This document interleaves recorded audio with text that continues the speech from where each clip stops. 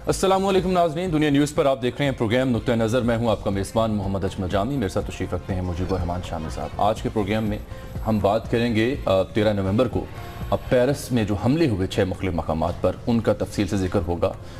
Daesh किन मकामात पर strong holds रखती है उसका जिक्र होगा। शाम की सूरत हाल, पनाह गुज़ीनों का मसला और पेरिस हमलों के बाद जो आलमी मंजरनामा है ये क्या हो सकता है। पोप फ्रांसिस के जो अहम स्टेटमेंट थी कि ये हमले तीसरी वर्ल्ड वार का हिस्सा हैं, इससे क्या मुराद है और आने वाले दिनों में मशरक़ वुस्ता का जो बहरान है वो कैसे हल हो सकता है या किस कदर मज़ीद पेचीदा हो सकता है। साथ साथ मुल्की सियासी मंजरनामे का हम जायज़ा लेंगे, जिसमें वज़ीर-ए-आज़म साहब ने आज अपोजिशन के जो लोग हैं उन्हें कहा कि वो टांगे ना खींचें, पाकिस्तान जब ख़तरा से बाहर निकला है फिर सियासत कर लेंगे।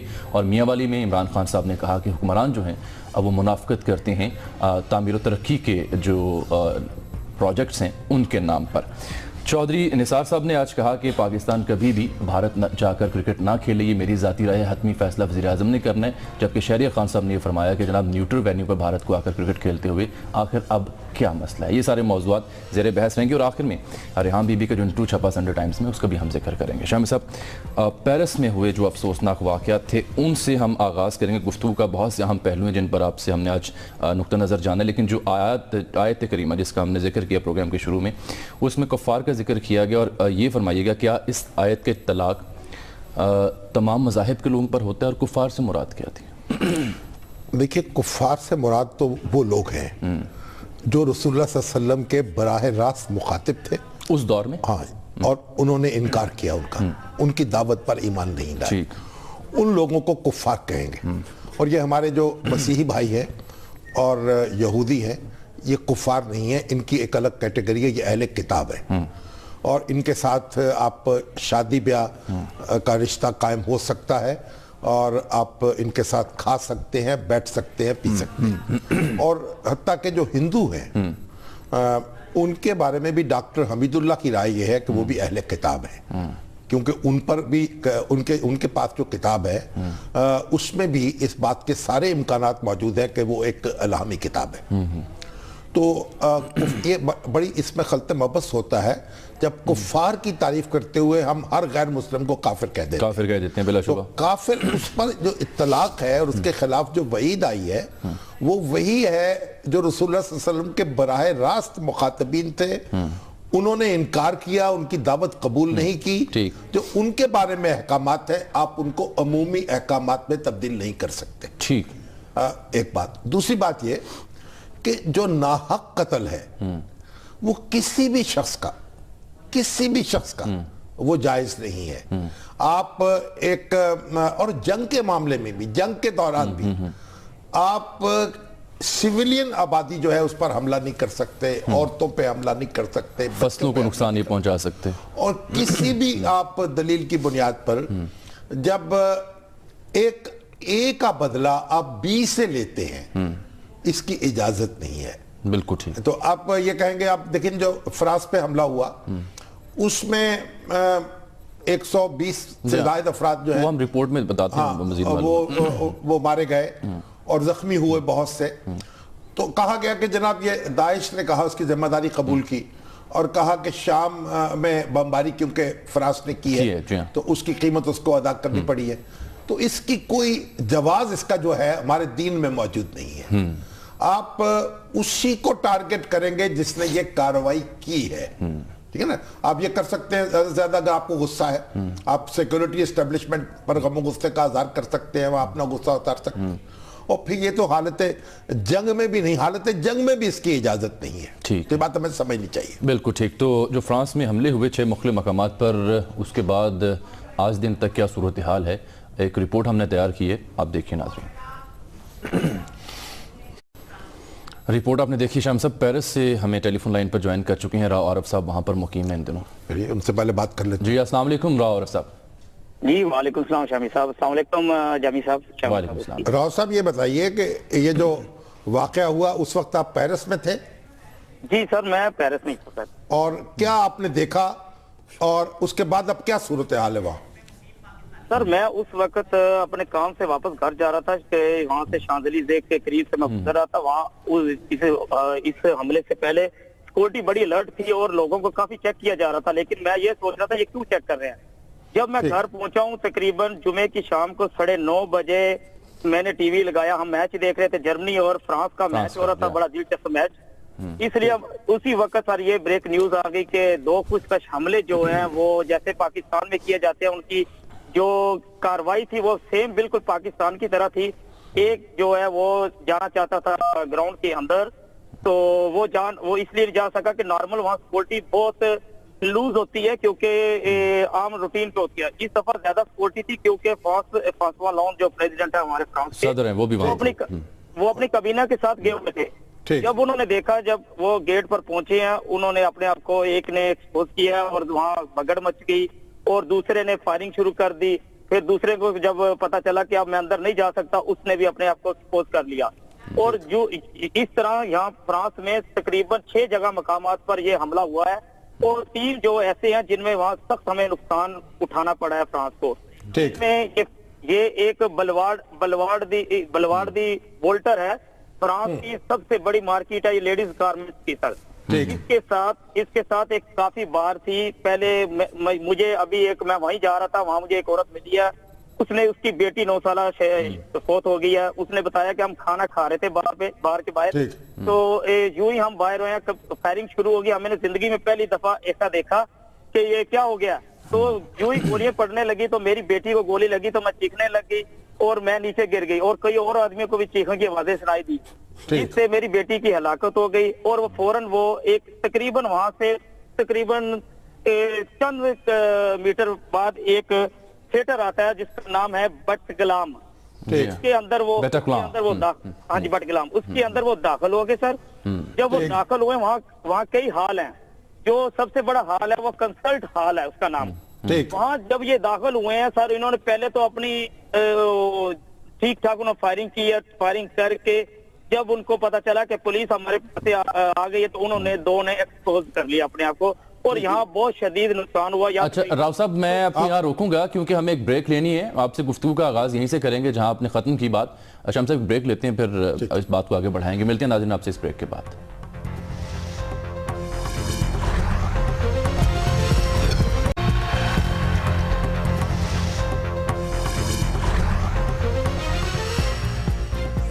वेलकम बैक नाज़रीन। ब्रेक से पहले हम बात करते राव आरफ साहब से, जो पेरिस में मुकीम है, पाकिस्तानी शहरी लेकिन एक अरसे से पेरिस में रहते हैं। पाकिस्तानी नज़ाद फ्रांसीसी। अच्छा, हाँ जी। तो वो जो सिलसिला बयान कर रहे थे, मुख्तलिफ कड़ियाँ मिला रहे थे। राव साहब वेलकम बैक अगेन, आप बात जारी रखिएगा। हाँ जी सर, वो जो कंसर्ट हार्ड में जो उन्होंने अपने आप को एक्सपोजे किया है, तो उसके बाद जो उनकी मामनत कर रहा था, वो ड्राइविंग करके उनको लेके आया था, उसका नाम आदिल सालेह, जिसकी उम्र तकरीबन 28 साल बताई जा रही है। वो सर वो जिसपे असला लेके आया था, जब उन्होंने देखा कि इन्होंने एक्सपोजे कर लिया, वो वहाँ गाड़ी छोड़कर वहाँ से फरार हो गया। अब पुलिस जो है उनके पीछे है और मैं आपको एक अपनी रिपोर्ट के मुताबिक बताना चाहता हूँ कि इन्होंने मेरे ख्याल गिरफ्तार कर लिया। उनके वालिदैन को तो ऑलरेडी गिरफ्तार कर लिया था, लगता है कि उसको भी गिरफ्तार कर लिया है, लेकिन यहाँ की मीडिया जो है वो नशर नहीं कर रही। और दूसरी बात सर, इस हाँ जी हाँ बताएं, यहाँ जिम्मेदार मीडिया जुआ जी। ठीक जी सर, ये तकरीबन सर 7 आदमी थे, जिनमें 4 जो है वो फ्रांस के थे और 3 तो बेल्जियम से तल्लक रखते थे। ये अरब के ओरिजिनल अरब थे और अरबी नस्ल है। अच्छा, आप ये बताइए कि इस वक्त क्या पोजीशन है, आप कोई माहौल कैसा है, टेंशन है कोई, और मुसलमानों के लिए, अरबों के लिए कोई जज्बात तो नहीं है लोगों के मनफी? सर मैं आपसे एक अर्ज करना चाहता हूँ, अभी मेरा एक अपॉइंटमेंट थी जहाँ पाकिस्तान नादरा होता है, इधर यहाँ कहते हैं परफेक्चर, मैं वहाँ से मेरी अपॉइंटमेंट थी, मैं वहाँ गया था और उनका रवैया, जो फ्रेंचों का रवैया था, गैर मुल्कियों के लिए उनके मुंह में हाथी तक नहीं थी। और जब हमारे पास से गुजर रहे थे कि हमें सलाम तक भी नहीं कर रहे थे गैर मुल्कियों को, मैंने अंदाजा लगाया कि वो दिल से हमारे साथ नाराज हैं और उनको होना भी चाहिए, क्योंकि हमारे जो गैर मुल्की हैं सर, जितने भी यहाँ फ्रांस में हालात खराब हुए हैं, आज 85 का वाकया ले ले या थोड़ी दिनों के पहले का ले ले, ये सब लोग मगरब के लोग होते हैं, ये सब कुछ कार्रवाई करते हैं। और जब आप क्या कर रहे हैं इसके, यानी आप लोग जो है कम्युनिटी के तौर पर मुसलमान जो है किस तरीके से रिएक्ट कर रहे हैं, कैसे लोगों के साथ हमदर्दी का इज़हार कर रहे हैं?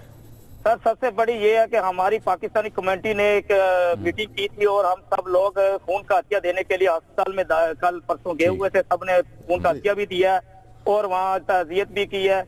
और हमारे एशिया का रिकॉर्ड जो है सर बहुत अच्छा है, क्योंकि हमारे लोग जो है सवाए घर काम करके घर जाते हैं, सीधा घर से काम पे, और ये ऐसी एडवर्टाइज नहीं करते जो ये उनके दुख, उनके आप दुख दर्द में शरीक हो रहे हैं बड़ा सर, बहुत दुख में दर्द है। ऐसे लगता है सर हमारा जो हम पाकिस्तानी जरूर है, लेकिन मैं अपने आप को ये समझता हूँ कि पाकिस्तानी जरूर हूँ, लेकिन मेरा मुल्क जो है, दूसरा मुल्क मेरा फ्रांस है।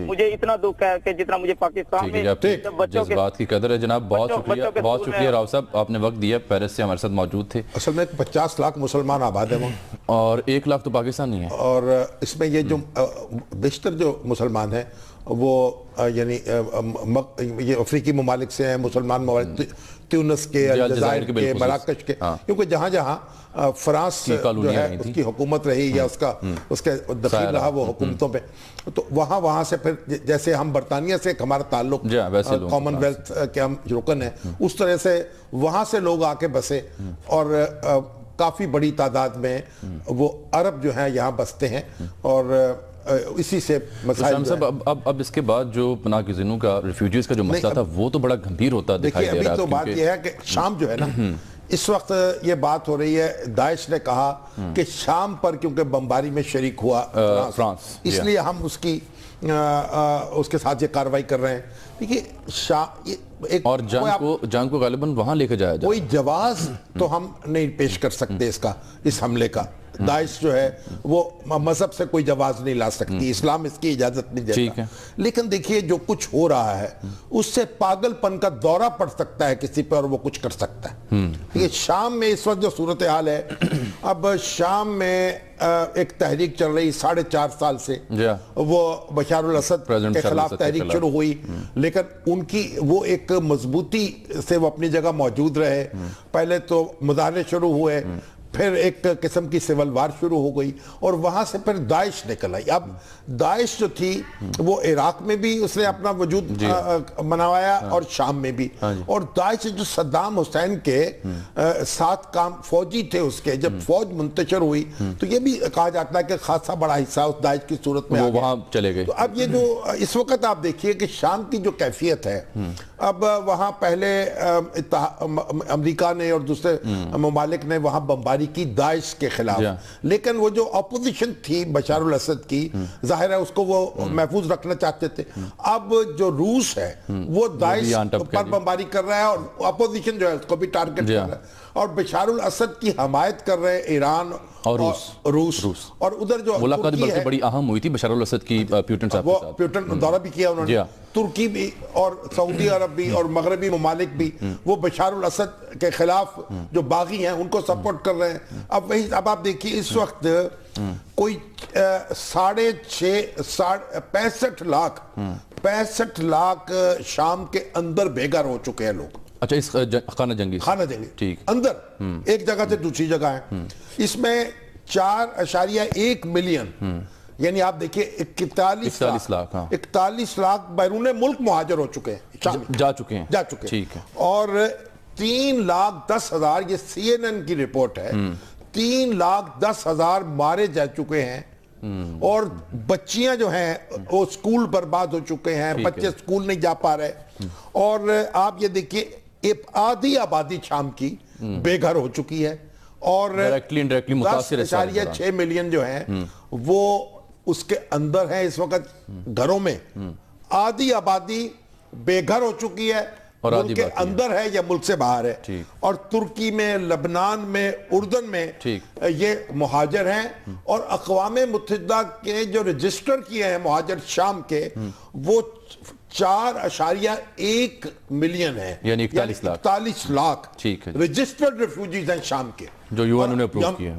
अब वो ये जो मुल्क हैं उसके इर्द गिर्द के आप देखिए इराक है, उर्दन है, मिस्र है, तुर्की है, लबनान है, यहाँ ये लोगों की बड़ी तादाद आबाद हो चुकी है आके और यहाँ से फिर यूरोप का रुख कर रही है और कुछ फराज जाने की कोशिश में भी हैं, जर्मनी जा रहे हैं, बरतानिया जाने की कोशिश कर रहे हैं ताकि पनाह ले सके वहाँ। تو اب یہ جو شام ہے اب اس طرح کا ہنگامہ شام میں برپا ہے اور ایک سمجھے ایک ملک برباد ہو چکا ہے، لیکن ان کی جو بشار الاسد کی فوج نے ابھی تک بغاوت نہیں کی، اس لیے ایک حصے پر ان کا قبضہ ہے اور ایک حصہ ان کے ہاتھ سے نکل چکا ہے۔ اب اس کو ہم ختم کر لیں کہ یہ جو صورت پیدا ہوئی ہے اس سے متاثر ہو کر پاگل پن کا دورہ پڑ جائے، اور داعش کو اگر پاگل پن کا دورہ پڑا ہوا ہے تو مگر اس کا یہ مطلب نہیں ہے کہ ہم مسلمان اس رد عمل کی حمایت کریں یا اس کا کوئی جواز ڈھونڈیں۔ یہ رد عمل بہرحال قابل مذمت ہے اور اسلام اس کی اجازت نہیں دیتا۔ بالکل ٹھیک ناظرین، یہاں وقت ہے ایک بریک کا، بریک کے بعد واپس آتے ہیں اور دیکھتے ہیں، جائزہ لیں گے کہ عالمی قوتیں جو ہیں اس واقعے کے بعد اب وہ کیا لاہ عمل اختیار کر رہی ہیں اور مشرق وسطیٰ کا مستقبل اب کیا ہو سکتا ہے آنے والے دنوں میں۔ ایک بریک کے بعد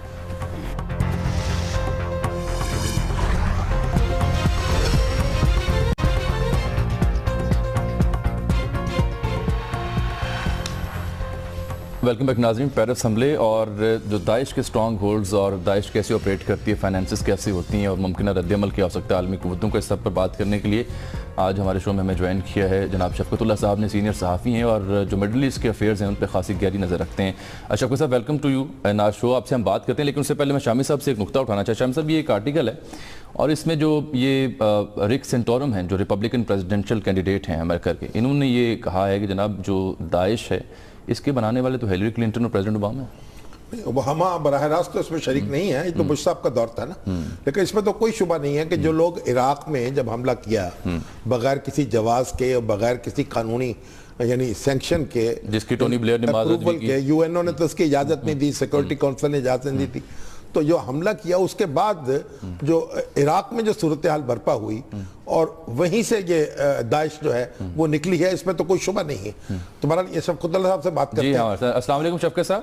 جی وعلیکم السلام جامع شفقت صاحب، یہ بتائیے کہ اس وقت جو داعش کی پوزیشن ہے وہ کیا ہے، کن علاقوں میں اس کا سٹرانگ ہولڈ ہے، کہاں کہاں یہ اس وقت موجود ہے، اس کی عملداری کہاں کہاں ہے؟ جی بنیادی طور پر شامی صاحب اس کی عملداری تو شام اور عراق دونوں میں ہے، اور کس علاقے میں؟ مطلب موصل ہے شام میں، رمادی ہے، فلوجہ ہے، اور وہاں سے پھر آپ جو ہے نارتھ عراق سے آپ چلیں جو ہے ویسٹ کی طرف تو آگے جو نارتھ سیریا شروع ہو جاتا ہے جو کہ ایسٹرن سیریا بھی جسے آپ کہہ سکتے ہیں، دیر الزور ہے، پھر اوپر ہساکا پروونس ہے، وہاں سے چلتے ہوئے یہ پھر سینٹرل سیریا میں نارتھ سینٹرل میں رقہ ہے جو کہ ایک طرح سے ایک ان آفیشل کیپٹل کہلاتا ہے داعش کا، اور الیپو پروونس میں ان کی پریزنس ہے، اور پھر نیچے انفیکٹ اردن کی طرف اگر آپ آئیں تو درا پروونس میں بھی ان کی پریزنس ہے، اگرچہ وہاں پہ دوسرے گروہ ان سے زیادہ طاقتور ہیں، دوسرے ملیٹنٹس، لیکن یہ ہے جو داعش کے جو ایریا آف ایکٹیویٹی ہے۔ ان کی اکانومی ہے، یعنی تیل بیچ رہے ہیں، اسی سے کام چلا رہے ہیں؟ جی ان کا تیل جو ہے وہ الیجڈلی رپورٹڈلی وہ جو ہے وہ بلیک مارکیٹ میں ترکی کے ذریعے پرابیبلی وہ فروخت کرتے ہیں، اور کئی سو ملینز کی جو ہے وہ اس کی ان کی ایکسپورٹ ہے منتھلی، سو مطلب they are not in the shortage of funds کسی بھی اعتبار سے۔ تو اب ان کے پاس ایئر فورس تو نہیں ہے؟ نہیں، ان کے پاس شامی صاحب بالکل ایئر فورس نہیں ہے، اگرچہ کچھ ڈرونز البتہ جو ہیں وہ دعویٰ کرتے ہیں عراقی گورنمنٹ کی فوج اور شامی کہ انہوں نے داعش کچھ ڈرونز آپریٹ کرتی رہی ہے جس کو انہوں نے گرائے بھی ہیں، اور عراقی اور جو سیرین گورنمنٹ ہے وہ تو جو ہے فنگر پوائنٹنگ کرتی ہے سیدھی ترکی کی طرف، اسرائیل کی طرف، سعودی عرب کی طرف، ویسٹ کی طرف، کہ ان کی سپورٹ جو ہے وہ داعش کو حاصل رہی ہے۔ مگر یہ بھی کہا جاتا ہے نا کہ یہ عراقی فوج کے پاس جو اسلحہ تھا بہت سا ان کے ہاتھ لگ گیا، اور جو شامی باغیوں کو امریکہ نے اسلحہ دیا وہ بھی ان کے ہاتھ لگ گیا۔ جی یہ بالکل ایسے ہے، اور اسے تو خود امریکی مانتے ہیں کہ جو بھی اسلحہ انہوں نے دیا، اور بہت سارے تو جو معتدل باغی تیار بھی کیے، ایک رپورٹ جو ہے وہ آئی تھی جسے اکنالج کیا گیا یو ایس گورنمنٹ کے حلقوں میں کہ بہت سارے ایسے باغی جنہیں 2012 میں جنہیں معتدل باغی سمجھا گیا تھا اور انہیں جارڈن میں ٹریننگ دی گئی تھی، ان میں سے بہت سارے ان کی جو اکثریت تھی وہ بعد میں جب داعش بنی سیریا میں تو انہوں نے داعش کو جوائن کیا. لیکن شفقت صاحب یہ امریکہ نے پھر اس کو بھی تسلیم کیا نا، وہ جو ٹریننگ کا سلسلہ تھا وہ ناکامی سے دوچار ہوا. برملا وہ اس کے بعد کی ٹریننگ ہے جس کے لیے $500 ملین رکھے گئے تھے ایک 1.5 سال پہلے اوباما نے. تو اس پر تو بہت ہی امبیرسنگ صورتحال کا سامنا ہے پریزیڈنٹ اوباما اور ان کے ایڈمنسٹریشن کو کہ کانگریس میں ایویڈنس میں جو اس پروگرام کو دیکھنے والے جنرلز تھے انہوں نے یہ سٹیٹمنٹ دی کہ کانگریس انکوائری کمیٹی کے سامنے کہ زیادہ سے زیادہ 56 باغی جو ہیں معتدل $500 ملین کی لاگت سے پروگرام سے تیار ہوئے ہیں، اور ان کی اکثریت بھی جو ہے وہ یا اپنے گھروں کو بھاگ گئی اور یا وہ جو آفیشل القاعدہ ہے شام میں جسے جبہۃ النصرہ کہتے ہیں کہ جبہۃ النصرہ نے انہیں گرفتار کر لیا یا انہوں نے جبہۃ النصرہ کو جوائن کر لیا. تو اب یہ جو ان کا علاقہ ہے اس کی پاپولیشن کتنی ہوگی اس کی؟ زیادہ تر جو شام میں علاقہ ہے شامی صاحب وہ جو ہے وہ ڈیزرٹ ایریا ہے. تو ان کے پاس جو ہے نا جو ڈیزرٹ کی جہاں پہ سڑکیں موجود ہیں اور جہاں پہ تھوڑی بہت آبادیاں موجود ہیں ان آبادیوں پر اور انفیکٹ ان سڑکوں پر ان کا قبضہ ہے. اور عراق میں موصل سب سے بڑا شہر ہے، وہ اس پر ان کا قبضہ ہے. تکریت ان کے ہاتھ سے. کتنی آبادی ہوگی ان کے؟ موصل کی آبادی تو شامی صاحب جو ہے 2 ملین سے اوپر تھی جب داعش نے اس پر قبضہ کیا. کل سارے علاقے کی آبادی کتنی ہوگی جان کا قبضہ ہے؟ عراق اور شام کی ملا کے پوچھ رہے ہیں؟ ہاں جی. ہاں میرے خیال میں ان کی آبادی آپ رفلی کوئی 1.5 کروڑ تو کہہ سکتے ہیں. اچھا اب یہ بتائیں کہ جب ان پہ حملے ہو رہے ہیں یعنی امریکہ نے اس کے اتحادیوں نے بھی ان پہ فضائی حملے کیے، اب روس بھی کر رہا ہے، تو ان حملوں سے ان کو کتنا نقصان پہنچ رہا ہے؟ دیکھیے امریکہ نے 1 سال حملے کیے. جب روس نے حملے شروع کیے تو امریکہ کے اپنے اعداد و شمار کے مطابق 6000 سے زیادہ سائٹیز وہ کر چکے تھے داعش کے ٹھکانوں کے خلاف.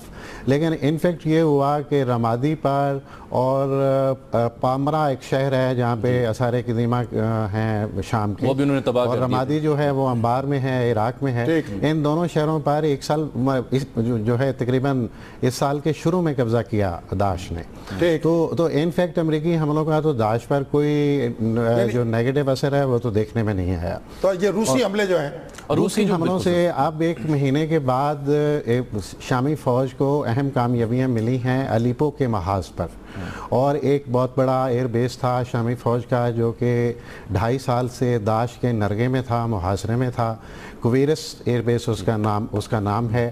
وہ 1 مہینے کی جنگ کے بعد شامی فوج نے واپس لیا ہے اور اس حملے میں شامی فوج کے ساتھ جو ہے حزب اللہ اور جو ہے والنٹیئر فورس اور جس میں رپورٹڈلی عراق کے لوگ بھی شامل ہیں اور آپ یہ کہہ لیں کہ فوجی معاونین کی حد تک ایرانی جو ملٹری کے لوگ ہیں اور القدس فورس کے لوگ ہیں وہ بھی شامل ہیں. تو انہیں یہ کامیابی حاصل ہوئی ہے. شفقت صاحب ہمارے پاس وقت کی قلت ہے، مختصر یہ فرما دیجیے گا کہ اب عالمی قوتوں کا کیا ریئیکشن ہو سکتا ہے بیٹل گراؤنڈ کے حوالے سے، اور روس کی جو مداخلت ہے سیریا میں وہ کیا منظرنامہ آپ دیکھتے ہیں بیٹل گراؤنڈ کا؟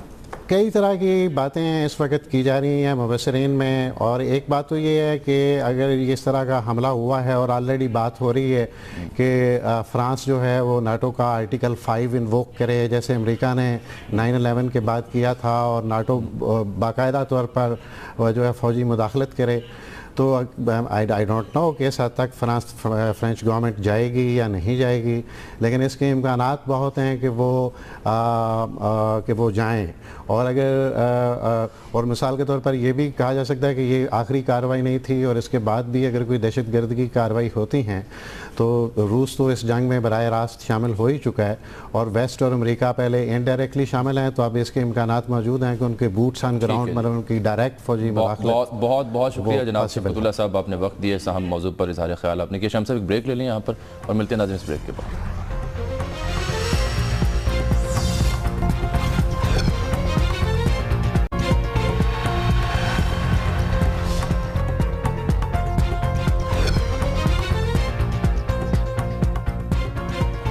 वेलकम बैक नाज़रीन। मुल्की सियासत से खबर ये है कि वज़ीर-ए-आज़म साहब ने आज M4 का इफ्तिताह किया गोजरा में और साथ कहा कि पाकिस्तान शायद सब मुश्किल हालात से जब निकल जाए तो फिर सियासत करेंगे। टांगे खींचने वाली हुकूमत की नहीं बल्कि मुल्क की टांगे खींचने। और खान साहब फिर मियाँ वाली बोले, उनकी तामीर और तरक्की के नाम पर जनाब जो कुछ हो रहा है ये मुनाफिकत है, आवाम को लूटा जा रहा है। देखिए मोटरवे तो एक बहुत बड़ी कामयाबी है नवाज शरीफ साहब की। जब वो पहले दौर में उन्होंने इसकी तामीर शुरू की थी इतनी मुखालफत हुई जिसकी हद कोई नहीं। और अब लोग समझते हैं कि अगर मोटरवे ना हो और ना बनता तो पता नहीं क्या हाल होता ट्रैफिक का और मूवमेंट ही मुश्किल हो जाती।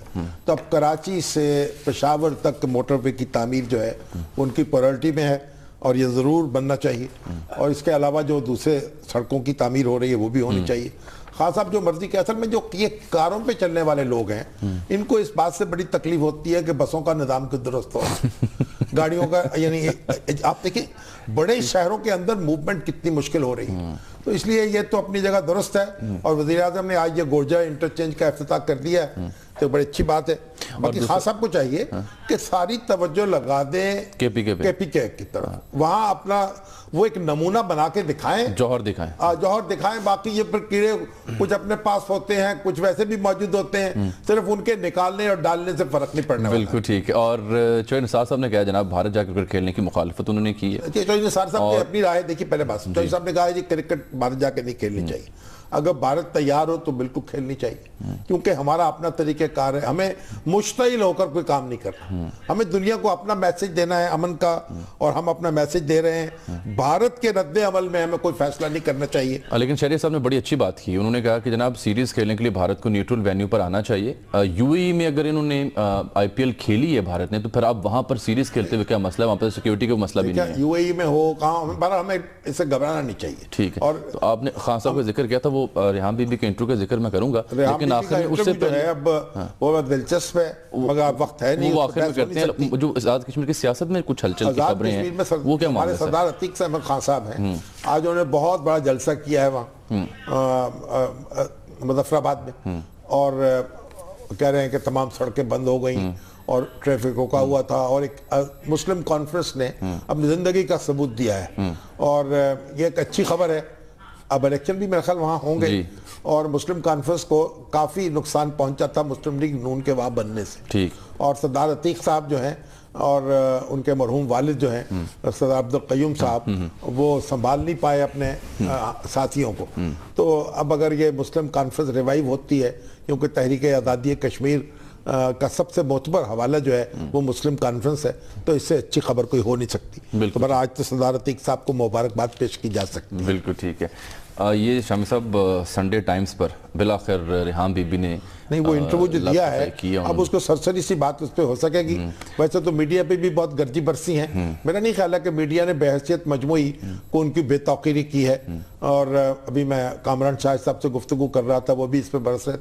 हमारे कोई 2-4 अफराद से उनको शिकायतें हो सकती हैं लेकिन उनकी पजीराई हुई है, खुद वो इसका हिस्सा रही हैं तो मीडिया पे इतना बरसना उनका दुरुस्त नहीं है। बाकी खान साहब के उन्होंने जो बेडरूम की कैफियत बयान की है, जो उनकी वार्डरोब्स की कैफियत बयान की है, वहाँ कुत्ते फिरते थे उनके और वो कहते हैं अनरोमांटिक थे और अनरोमांटिक थे। ये शादी से असल में मेरे ख्याल शादी से पहले बहुत सी चीज़ों पर खान साहब ने भी गौर नहीं किया और हमारी रेहान बीबी ने भी गौर नहीं किया। अगर शादी से पहले गौर कर लेते तो शायद सूरत हाल मुख्तलिफ होती।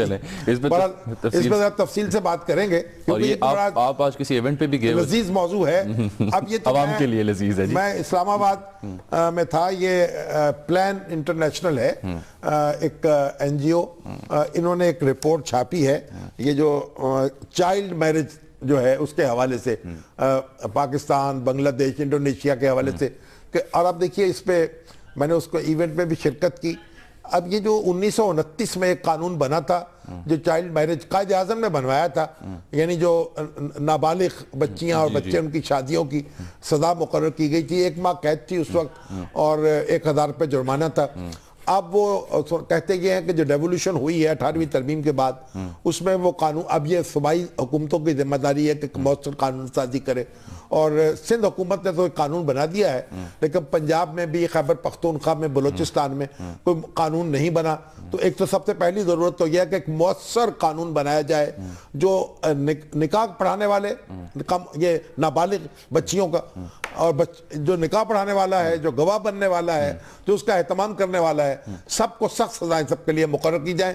پہلا کام تو یہ کرنے کا ہے اور باقی کام دوسرے کو, آبادی کو کنٹرول کریں اور یہ اسکولوں کی حالت بہتر کریں, بچوں کے لیے دوسری ایکٹیویٹیز کریں. بہت سے کام کرنے کے ہیں جن میں سے کوئی ایک کام بھی ہم کرنے پر تیار نظر نہیں آتے. پروگرام وقت ختم ہو گیا. امارہ صاحبہ نے کراچی سے سوال پوچھا, انہوں نے کہا جی یہ جو پاپ نے کہا کہ تیسری عالمی جنگ, تو یہ واقعی آپ شاہم صاحب دیکھ رہے ہیں کہ تیسری عالمی جنگ تو شروع ہو رہی ہے, لیکن یہ دشمن جو ہے وہ سامنے نہیں ہے. اب یہ اس پہ کل پھر گفتگو کریں گے کہ یہ کس نوعیت کی لڑائی ہے اور اس کا کس طریقے سے مقابلہ کیا جائے گا. اب یہ جہانگیر صاحب ہیں چکوال سے, وہ ہمیں کہہ رہے تھے یہ اشتہارات بیچ میں کیوں آ جاتے ہیں, تو جہانگیر صاحب یہ اشتہارات تو بیچ میں آئیں گے, روٹی پانی کا سامان ہے. اور مدثر قاسمی صاحب نے کہا ہے کہ آپ نے جو قرآن کی آیات سے ابتدا کیا اس کی انہوں نے داد دی ہے. برا ہمارے حاجرہ ریاض صاحبہ نے اور فوزیہ بھٹی صاحبہ نے اور دیگر ہمارے جو دیکھنے والے, انہوں نے بھی اس آغاز کا بڑا تعریف حوالہ ہونا چاہیے, اس سے ہمیں معلوم ہو ہماری تعلیمات کیا ہے. ہم اپنی جو نفسانی خواہشات ہیں اور ذاتی خواہشات ہیں ان کو اپنے دین کے نام پر پیش نہیں کر سکتے. مسلمانوں کو اس سے بچنا چاہیے. ایک ویڈیو کا چرچا ہے آج کل کہ جی وہ کچھ جو مسلمان ہے وہ نکل آئے باہر پیرس ہم پاکستانی مسلمان, وہ جو پرانی T20 جو پاکستان جیتا تھا یونس خان کی قیادت میں, جی کرکٹ ٹیم ہماری جیتی تھی, اس وقت لوگوں نے خوشی منائی تھی.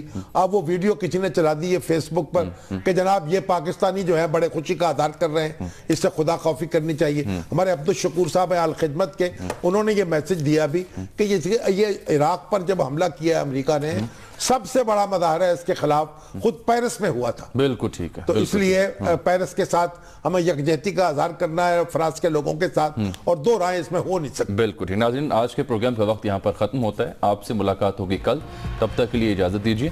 اللہ حافظ.